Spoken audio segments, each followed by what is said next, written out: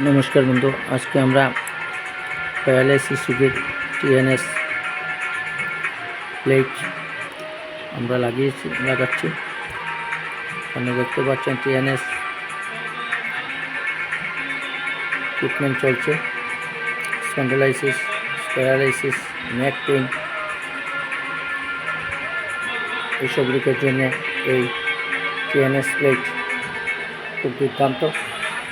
আপনারা রেগুলার যদি প্রথম 20 দিন, তারপর প্রতি মাসে 5 দিন, এভাবে 6 মাস চিকিৎসা করতে পারেন, তবে আপনার স্পন্ডালাইসিস ও প্যারালাইসিস ভালো হয়ে যাবে।